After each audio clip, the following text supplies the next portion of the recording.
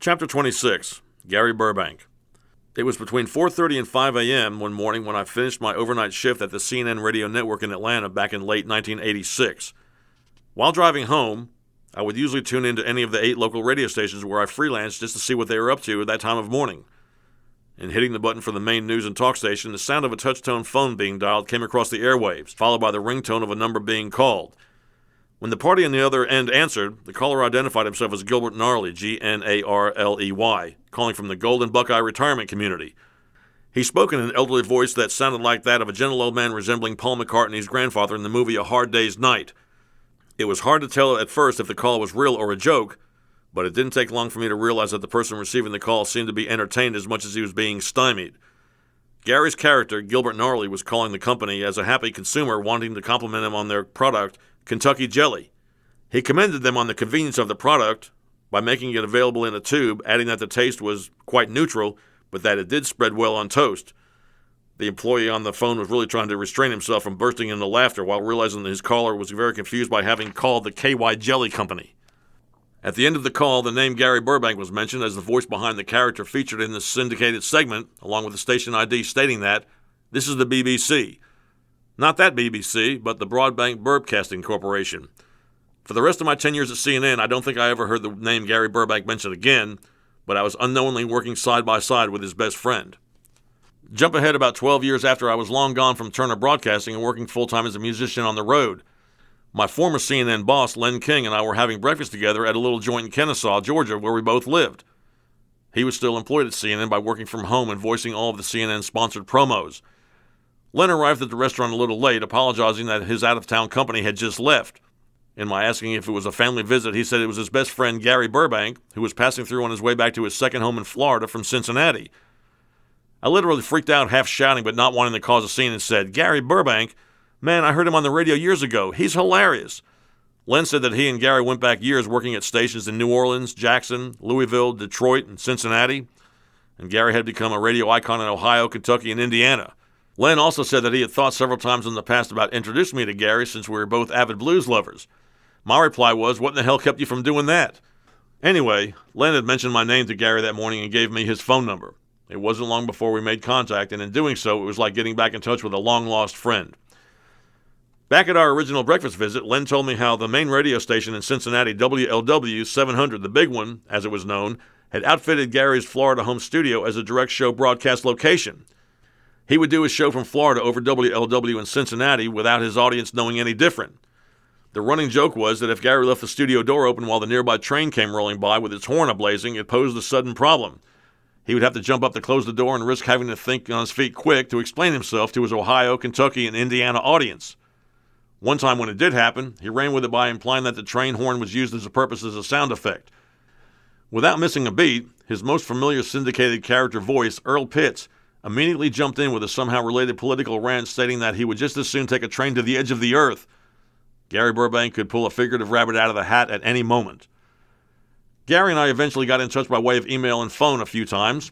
One day after leaving him a message at WLW while on the road heading out of Michigan, my phone rang as the band and I were crossing the Ohio River in my motorhome in downtown Cincinnati.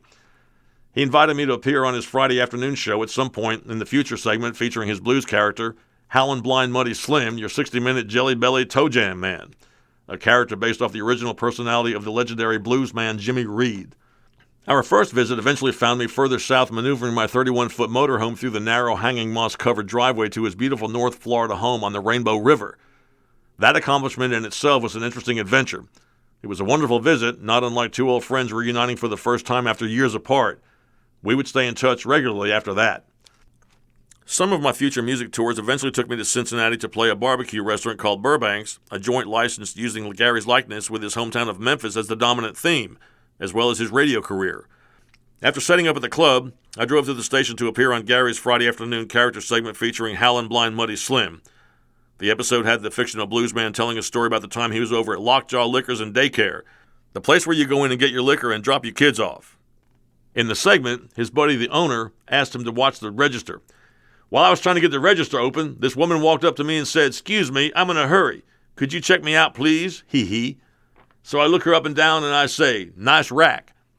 It was a hilarious segment with Gary actually writing a blues song each week and performing it on his guitar. On this day, I was the main guest and played a few tunes to promote my weekend gig at Burbank's. Future bookings in either Cincinnati or Florida would allow me the opportunity to appear with Gary on his afternoon drive show for the entire 3 hours as a part-time sidekick.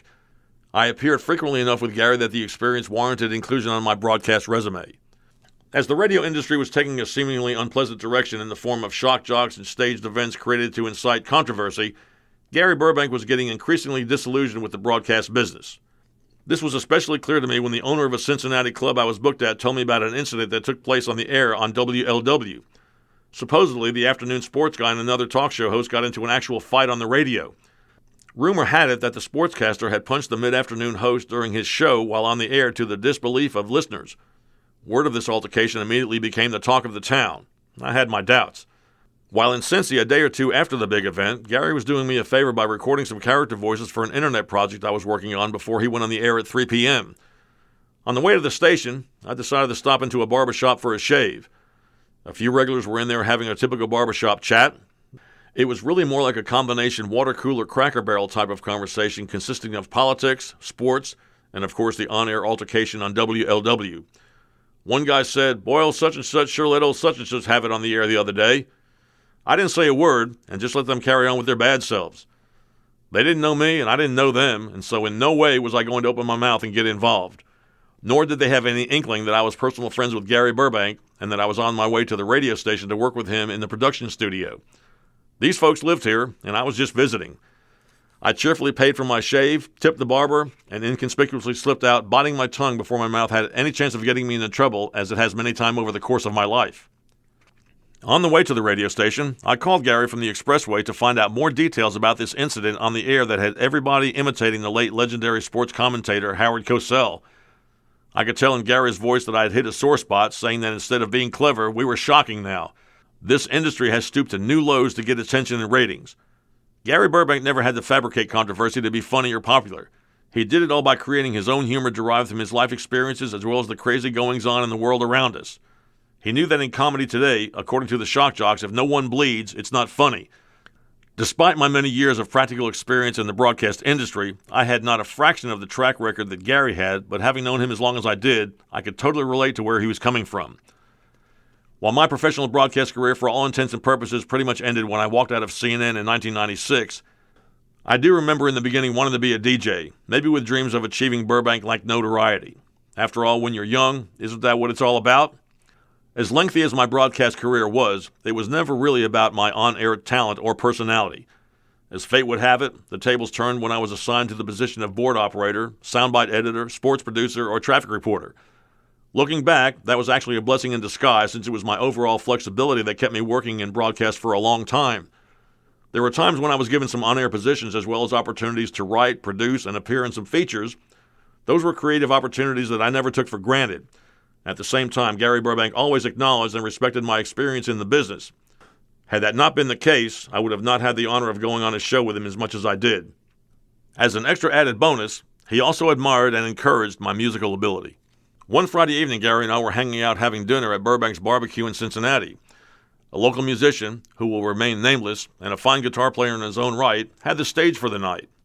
I had known the guitarist through mutual acquaintances and from airing his music on my Macon, Georgia-based radio show in the early 90s. He was also a regular on Gary's Friday afternoon Howlin' Blind Muddy Slim segment. While I had the best intentions of just hanging back and listening that evening, Gary put me on the spot and insisted I get on stage and play a couple of tunes. Reluctantly agreeing, I strapped on the musician's guitar and played a B.B. King blues medley. The response from the crowd was really positive, which had the hometown star graciously complimenting me and Gary strutting around feeling like a proud papa. It made me feel good, too. For Gary Burbank, his whole career and legacy was derived from his creativity and talent from day one. He always remained being Gary as well as a best friend and mentor to me. Still, he maintained a quality of class and integrity with his material by never stooping to the low level of cheap, gross shock comedy in order to get ratings or to get anything for that matter. He did it all on his own terms, all by remembering the legendary baseball player Ted Williams, whose last at-bat was a home run. When it was time to walk away, Gary Burbank did so while he was at the top of his game. He still is, and always will be.